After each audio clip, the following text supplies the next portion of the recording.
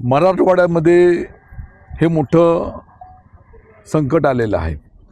हा अतिवृष्टीमुळे घडलेल्या घटनेमुळे आमचा शेतकरी हा बाधित झालेला आहे। ह्या महापुरामध्ये अनेक शेतकऱ्यांचं नुकसान होत असताना अनेक शेतं वाहून गेलेली आहेत, जमीन खरडून गेलेली आहे, लोकांची गुरं गोठा सर्व नुकसान झालेलं आहे। हा शेतकरी उद्ध्वस्त झालेला आहे आणि म्हणून ह्या सर्व शेतकऱ्यांना मदत करण्याची भूमिका राज्य शासनाच्या माध्यमातून सन्माननीय मुख्यमंत्री देवेंद्रजी फडणवीस साहेब असतील, उपमुख्यमंत्री एकनाथ शिंदे, अजितदादा असतील, जिल्ह्याचे पालकमंत्री असतील, यांनी सर्व मंडळींनी मदतीची घोषणा करून सुरुवात केलेली आहे।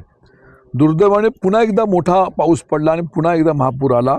यामध्ये अनेक नुकसान होत असताना शासनाच्या वतीने योग्य ती मदत दिली जात आहेच, पण त्याच्या पलीकडे एक सामाजिक बांधिलकी वंदनीय शिवसेना प्रमुख बाळासाहेब ठाकरेंनी जी शिकवण दिली, आनंद दिघे साहेबांनी जी शिकवण दिली, त्या पद्धतीनं आम्ही 80% समाजकारण 20% राजकारण करतो।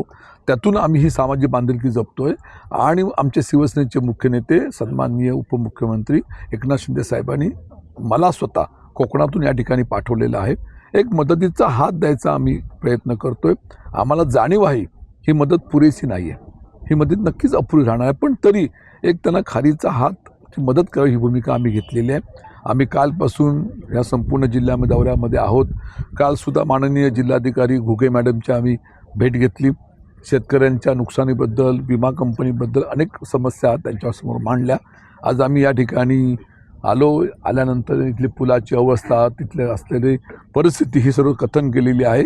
मला नक्की विश्वास आहे की असणारे पंचनामे, असणाऱ्या ज्या गोष्टी ताबडतोब मिळणार नाही आहेत, पण त्यासंबंधीचा योग्य तो पंचनामा अहवाल तयार करून तातडीने पुढील काही काळामध्ये याची तरतूद होईल अशा तऱ्हेची आमची भूमिका आहे।